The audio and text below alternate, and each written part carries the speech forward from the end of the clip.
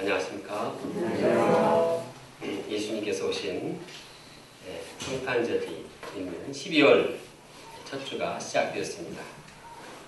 하나님께서 이 땅에 오셔서 우리 친구가 되어주신 것을 감사하고 주님께 찬양을 드립니다.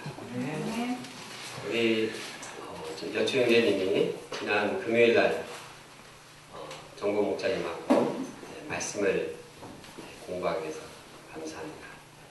우리 여추 형제님이 공부를 하니까 끝나고 나서 지영 목사님이 쏘겠다 그래가지고 맛있는 간식을 대접을 했습니다.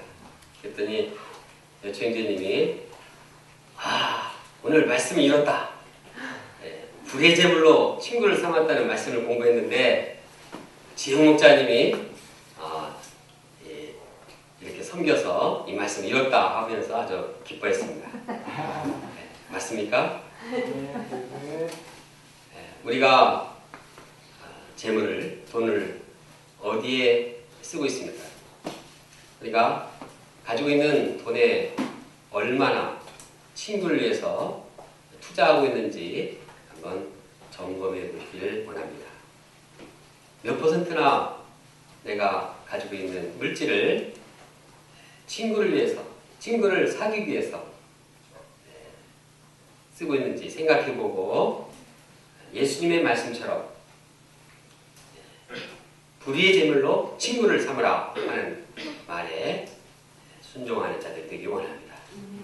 여기에 물질에 써야 할 목적과 물질관이 담겨 있습니다. 또 우리가 제자로서 물질에 대해서 어떤 자세를 가지고 살아야 할 것인지 본문을 통해서 생각해보고 방향을 잡기를 원합니다. 제1장 자기 시대를 준비하는 청지기. 어떤 부자가 재산을 관리하도록 청지기에게 그 재산을 맡겼습니다. 그래서 청지기는 이 재산의 주인의 재산을 관리했는데 주인은 어느 날 갑자기 소문을 들었습니다. 이 청지기가 주인의 재산을 펑펑 쓴다는 것입니다. 뭐 비싼 명품을 막 사재기하고 막 차도 2대 있는데 또 자기 자식 차 산다고 또 사고 지출이 너무 많았습니다. 주인이 생각할 때 이 헛소문이 아닌가 생각을 했는데 확인해 보니까 진짜 그랬습니다. 이러다가는 자기 재산 다 바닥나게 되었습니다. 안 되겠다. 이 조처를 취하겠다. 이대로 두어서는 내가 망하겠다 생각을 해서 청지기를 불렀습니다. 내가 이런 소문을 들었는데 확인해 보니까 맞지 않느냐? 내가 너에게 더 이상 청지기 직분을 맡길 수 없다. 다른 데 가서 알아봐라. 그냥 갑자기 이 청지기는 직장을 잃게 되었습니다. 그 말을 듣고 청지기는 앞이 깜깜했습니다. 어떻게 살아가나?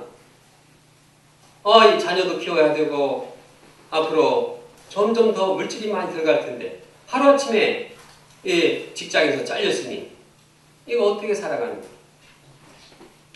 이게 고민이 되었습니다.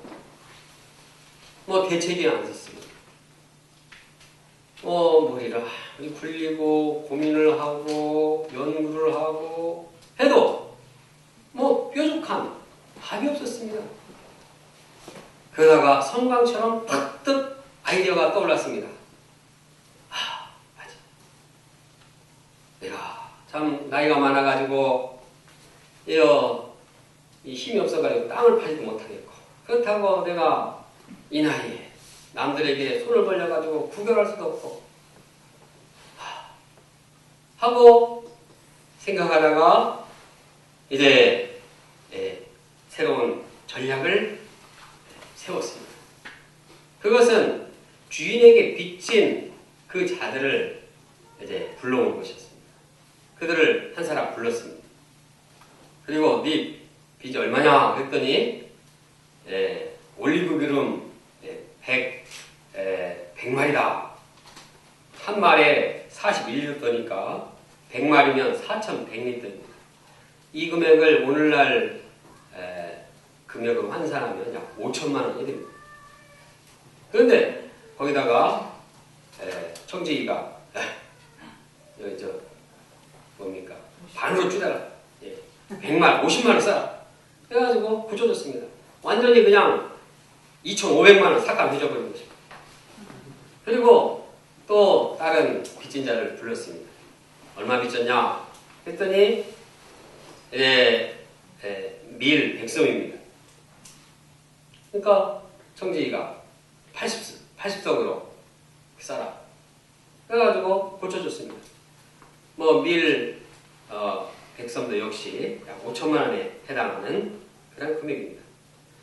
그런데 20%를 80석으로 쓰라고 하니까 1,000만 원을 삭감해 준 것입니다. 주인은 이 청지기의 불의한 행동을 알게 되었습니다. 그런데 주인은 청지기를 어떻게 평가했습니까? 다 같이 8절 한번 읽어보겠습니다. 시작. 주인이 옳지 않은 청지기가 이를 지혜롭게 하였으므로 칭찬하였으니 이 세 아들들이 자기 시대에 있어서는 빛의 아들들보다 더 지혜로움이니라. 주인은 청지기를 긍정적으로 평가했습니다. 아니, 주인은 이 자기 재산 말아먹는 이 청지기를 갖다가 그냥 화를 내고 정죄를 하고 아주 형벌을 줘야 되는데 칭찬을 하는 거 보니까 이 주인이 보통 사람은 아니었어요. 뭔가 좀 생각이 아주 어려울 때도 긍정적인 면을 자꾸 생각하는 그런 사람이었는 것으로 생각됩니다. 그래서 이 청지기가 참 지혜롭다고 이렇게 칭찬하고 있습니다. 어떤 점에서 이 청지기가 지혜롭습니까? 이 청지기가 지혜로운 것은 그가 사기를 잘 쳐서 지혜로운 것이 아닙니다. 이것을 잘못 적응하면 큰일 납니다. 야, 사기를 쳐서라도 아무튼 빠져나갈 구멍만 수단과 방법을 가리지 않고 하여튼 거짓말하든지 속이든지 해서 하는 게 이게 지혜롭다. 그것은 아닙니다. 여기서 예수님께서 지혜롭다는 것은 그것은 옳지 않은 것이고 그가 지혜로운 것은 그가 어떤 어려운 상황 가운데서도 미래를 준비하고 계획했다는 것입니다. 그래서 자기가 직장에 쫓겨나면 그 이후에 이제 자기를 영접해줄, 자기를 도와줄 사람을 미리 만들어 놓은 것입니다. 그래서 자기가 직장을 잃게 되더라도 살아갈 수 있는 방향을 세운 것입니다. 이야기를 한 후에 예수님께서는 이 세상 사람들이 얼마나 지혜로운가를 말씀하고 있습니다. 이 세대의 아들들이 자기 시대에 있어서는 빛의 아들보다 더 지혜로우니라. 예수님의 말씀처럼 세상을 살아가는 데 있어서 불신자들이 신자들보다 더 지혜롭습니다. 미래를 내다보고 준비하는 지혜가 아주 뛰어납니다. 세상 사람들은 미래를 준비하기 위해서 친구를 사귀는 데 아주 지혜롭습니다. 좋은 친구, 지혜로운 친구를 사귀는 것이 미래를 준비하는 구체적인 방향입니다. 요즘 하는 말로 인맥을 잘 이뤄야 합니다. 미래를 위해서 인맥을 잘 쌓고 인간관계를 잘 해놓는 것이 미래를 준비하는 길입니다. 얼마 전에 반화목자님의 신문 칼럼을 올려줘가지고 봤는데 제목이 논설위원이 쓴 건데 제목이 뭐냐면 S급 천재를 거듭한 삼성이었습니다. 무슨 얘기냐면 2004년도에 안드로이드를 만든 누빈이 자기 돈으로 항공권을 사가지고 삼성에 찾아왔는데 그 삼성 본부장이 그의 프리젠테이션을 딱 듣더니 하는 말이 당신 회사는 8명이 일하는구만. 우리는 2,000명이 일하고 있는데 하면서 그냥 허허허 웃고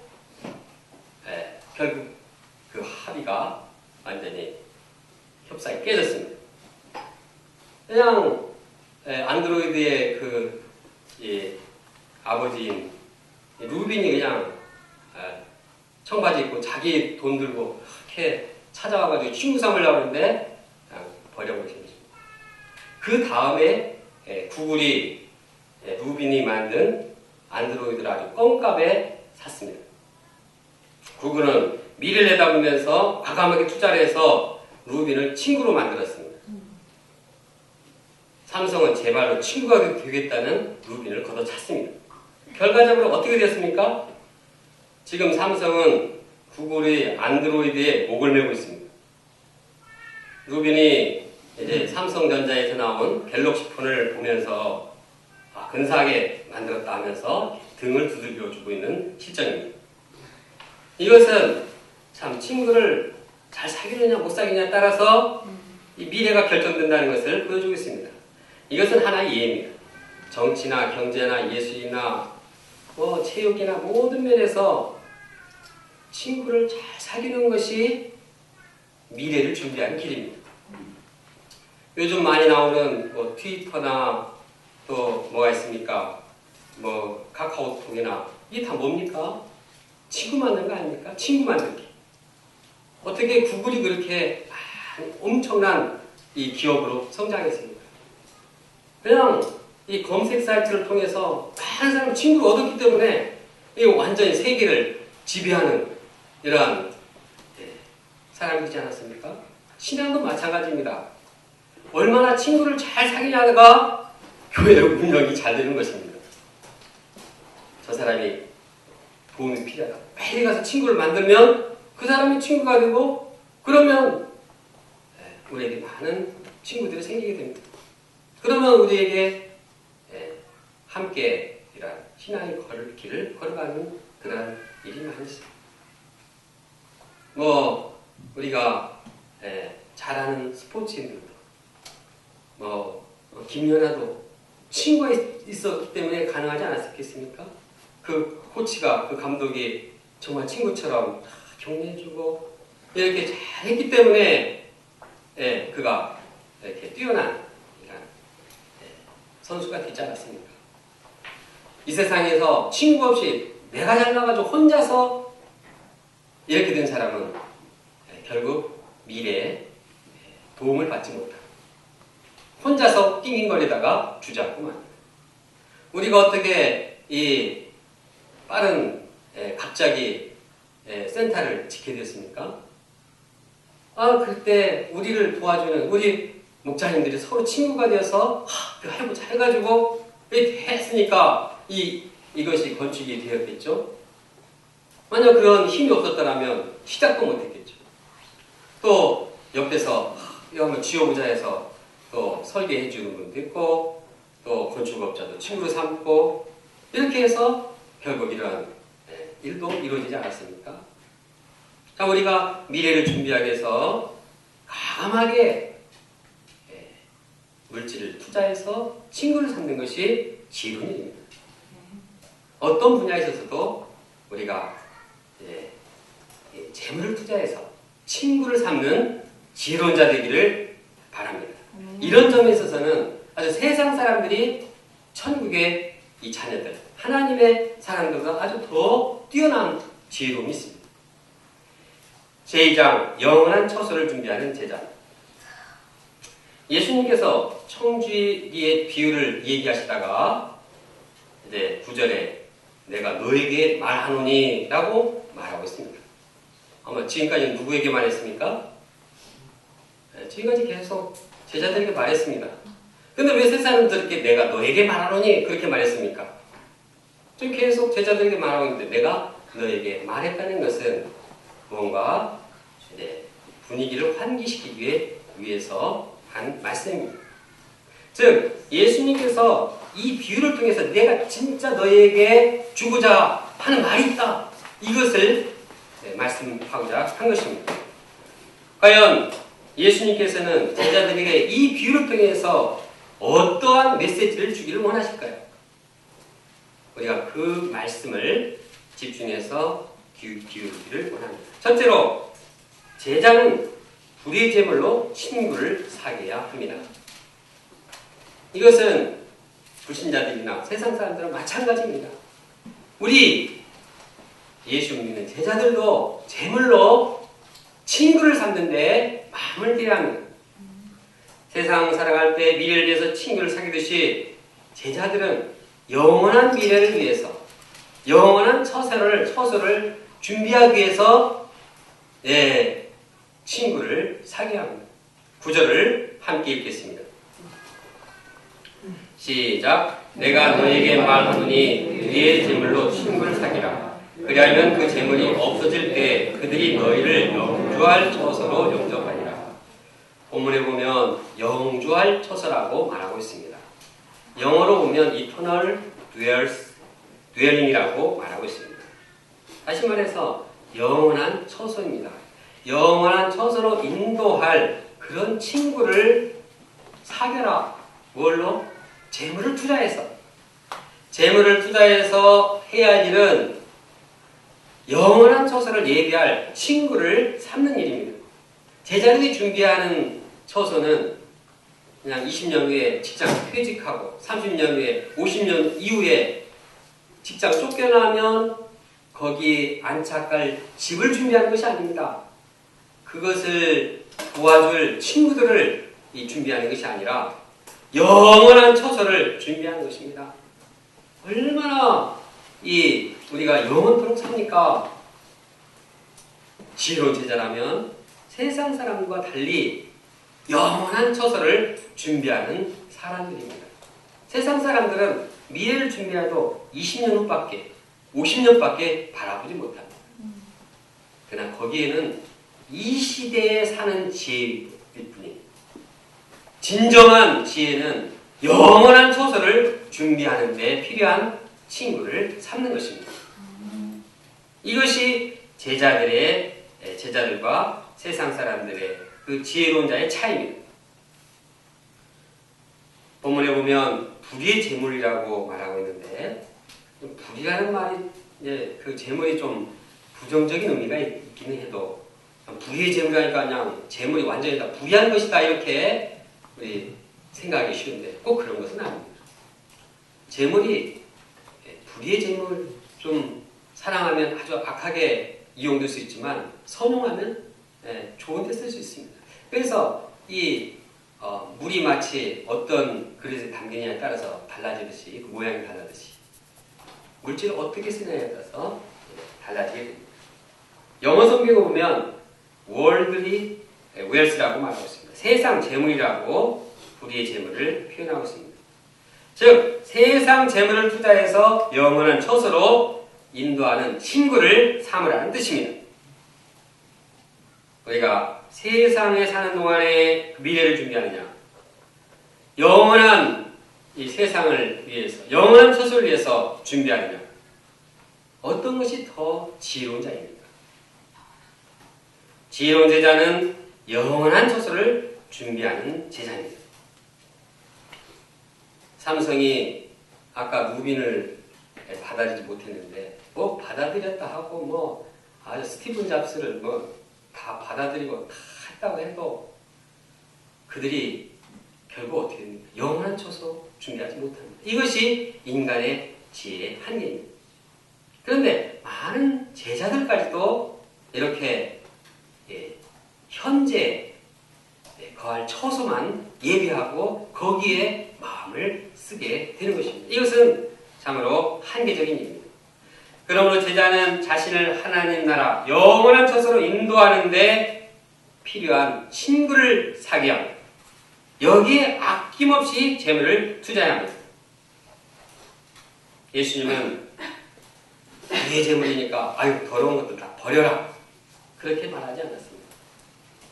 재물을 잘 사용해라, 활용해라고 말하고 있습니다. 자기만을 위해서 쓰지 말고 친구를 삼는데, 그것도 자기를 영원한 처소로 인도하게 할 그런 친구를 위해서 아낌없이 거기에 집중해서 투자하라고 말하고 있습니다. 그러면 우리 제자들을 하나님 나라로 인도하는 친구는 누구입니까? 그분은 가장 좋은 친구는 예수님입니다. 예수님은 제자들에게 말씀하셨습니다. 이제부터는 내가 너희를 종이라 하지 아니하고 친구라 하리라. 요한복음 15장 말씀입니다. 예수는 우리의 좋은 친구가 되셔서 우리를 영원한 하나님 나라로 인도하십니다. 우리가 예수를 친구 삼으면 우리는 영원한 처소로 예수님의 인도를 받아서 영원한 하나님 나라로 인도받게 되는 것입니다. 왜냐하면 예수님께서는 우리의 친구가 되기 위해서 이 땅에 내려오셨고 우리의 친구가 되기 위해서 십자가에 피 흘려 돌아가셨고 희생하셨습니다. 이렇게 우리를 사랑하시고 우리를 위해서 자기를 희생하셔서 우리를 영원한 처소로 인도하시는 그 예수님이 가장 좋은 친구가 아닐 리 없습니다. 그러므로 우리가 예수님을 배우고 예수님을 따르고 또한 예수님을 사랑하고 예수님을 얻고 예수님을 증거하고 예수님 나라를 확장하기 위해서 우리의 물질을 여기에 전폭적으로 투자하는 것입니다. 예수님은 물질이 중요하니까 쌓아놓으라고 말하지 않습니다.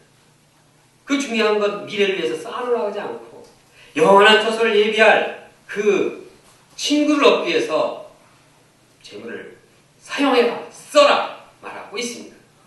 우리는 재물을 모으려고 합니까? 쓰려고 합니까? 누구를 위해서 쓰려고 합니까? 친구를 만들기 위해서 예수님을 친구로 삼기 위해서 재물을 아낌없이 쓰는 자들이기를 간절히 원합니다. 이것은 손해가 아니라 하나님 나라의 영원한 처소를 준비하는 길이기 때문입니다. 그런데 본문에 보면 친구를 사귀라는 말이 원어에 보면 복수 친구는 예수님 한 분만을 말하는 것이 아닙니다. 친구는 영적인 동역자들 주님께서 맡기신 우리의 동역자들과 또 양들입니다. 우리가 신앙의 동역자들과 교제를 나누고 또 우리가 또 양들을 친구로 삼을 때 거기에 하나님 나라가 임하고 거기에 하나님 나라를 처소를 예비하는 길이 되는 것입니다. 그러니까 우리 바울 목자님 기도 속에 나오는 우리만이 하나님 나라로 이렇게 가는 것이 아니라 동역자들과 함께 또 양들이 하나님 나라 가서 거기에 재물을 투자하고 거기에 그걸 위해서 온전히 마음을 드릴 때 그것이 친구를 삼는 일이요 우리가 함께 영원한 처소로 인도함 되는 길입니다. 이처럼 우리가 영적인 사람들을 친구로 삼아서 교제하고 기도하고 말씀 공부하고 하나님 나라로 인도하는 이러한 동역자들이 되는 것입니다. 그러면 우리는 제자로서 세상 재물을 투자해서 예수님께 드리고 예수님을 친구로 만들고 또 많은 사람들을 친구로 삼아서 영원한 하나님 나라를 준비하는 자들이기를 기도합니다. 둘째, 제자는 물질을 충성스럽게 관리합니다. 물질을 충성스럽게 관리하는 자가 영원한 처소를 준비합니다. 금방 말한 얘기하고 비슷한 내용입니다. 10절에서 12절 말씀을 함께 읽겠습니다. 시작. 지극히 작은 것에 충성된 자는 큰 것에도 충성되고 지극히 작은 것에 불의한 자는 큰 것에도 불의하니라. 너희가 만일 불의한 재물에도 충성하지 않으면 누가 참된 것으로 너희에게 맡기겠느냐. 너희가 만일 남의 것에 충성하지 아니하면 누가 너의 것을 너희에게 주겠느냐. 이 말씀은 언뜻 보면은 좀 본문의 흐름에서 좀 떨어진 것으로 생각이 듭니다. 왜냐하면 다른 복음서에 보면 작은 것에 충성된 자가 큰 것에 충성되는 것은 굉장히 광의이란 그 의미로 생각하게 하기 때문입니다. 그런데 여기서 이 말씀을 흐름을 따라서 잘 보면 작은 것에 충성할 때 작은 것은 물질을 섬기는 일을 볼 수 있습니다. 큰 것은 영원한 처소를 예비하는 것이라고 볼 수 있습니다. 영원한 하나님 나라의 이러한 큰 역사를 볼 때 물질은 작은 것입니다. 우리가 수억 수천 이래도 하나님 나라의 그 큰 이 엄청난 보화 앞에서는 아주 작은 것에 불과합니다. 우리가 가진 물질은 우리가 많은 것을 가졌다 할지라도 영원한 하나님 나라 앞에서는 지극히 작은 것입니다. 그런데 그 지극히 작은 것도 함부로 해서는 안 된다는 얘기예요. 그 지극히 작은 것을 어떻게 하느냐에 따라서 이 큰 것도 같이 연결이 된다는 뜻입니다. 다시 말해서 그 지극히 작은 물질을 올바르게 관리하는 자가 하나님 나라 이 일을 잘 관리하고 하나님께 인정받고 축복받는다는 내용입니다. 이 둘이 서로 연결되었습니다. 작은 물질과 영원한 처소인 큰 이러한 일이 서로 연결이 되었습니다. 본문에 말하지 않습니까?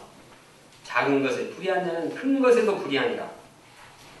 불의한 재물에도 충성하지 않으면 누가 참된 것을 너에게 맡기겠느냐. 불의한 재물에 충성하지 않으면은 누가 너희에게 하나님 나라를 맡기겠느냐 이것입니다. 재물 쓰는 걸 보고 하나님 나라를 맡기겠다는 것입니다. 나는 지금 재물 이것은 하나님 나라 관계없어. 지금 하나님 나라는 영적인 것이고 재물은 육적인 물질적인 것이야. 그러니 아무런 관계가 없어 라고 은연중에 생각하기 쉽습니다. 그러나 결코 그렇지 않습니다. 불의한 재물에 얼마나 충성하느냐, 거기에 하나님 나라 이 하나님의 축복이 달라진다는 것입니다. 불의한 재물에 충성하지 않으면 어떻게 내가 참된 것을 너에게 맡기겠느냐, 이것이 예수님께서 제자들에게 주고자 하시는 이 말씀의 내용입니다. 세상에서 자기 재물을 선하게 사용하지 못하면서 세상에서 자기 재물을 하나님 나라를 준비하는 영원한 처소를 준비하기 위해서 친구를 삼는 일에 투자하지 않으면서 어떻게 내세 하나님께서 그에게 이러한 영적인 하나님 나라를 맡기겠냐는 것입니다. 그럼 우리는 재물을 쓰는 것에 충성하고 올바르게 하나님과 영원한 처소를 준비하기 위해서 온전히 쓰는 자가 되기를 원합니다. 셋째, 제자는 하나님만을 섬기합니다. 13절을 함께 읽겠습니다. 시작. 집 타인이 두 주인을 섬길 수 없나니 꼭 이를 미워하고 저를 사랑하거나 꼭 이를 중히 여기고 저를 경히 여길 것입니다. 너희는 하나님과 재물을 겸하여 섬길 수 없느니라. 예수님 시대나 지금 이 시대나 참 재물은 사람들에게 아주 매혹적입니다. 왜냐하면 재물이 있으면 못할 게 없기 때문입니다.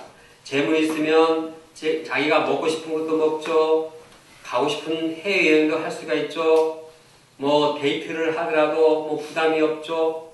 아주 원하는 대로 다 선물도 해주고 얼마나 좋습니까? 근데 돈이 없으면 참 사람이 참 힘듭니다.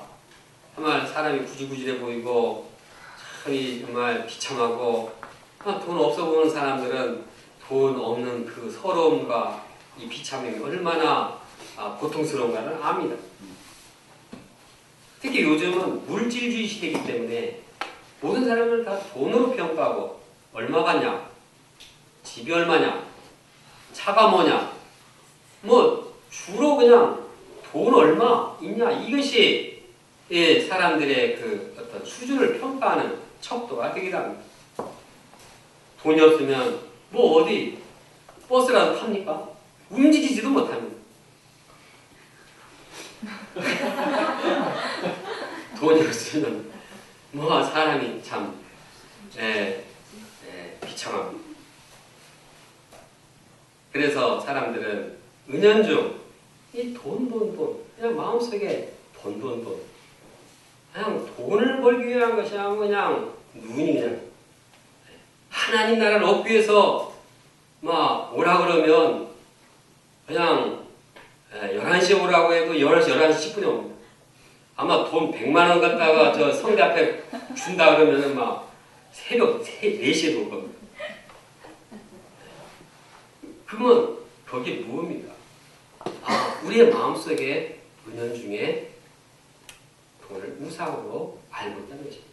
말로는 하나님 나라, 하나님만 한 분이면 만족하겠네 말하지만 속으로는 하나님 한 분만은 전혀 만족할 수 없겠네.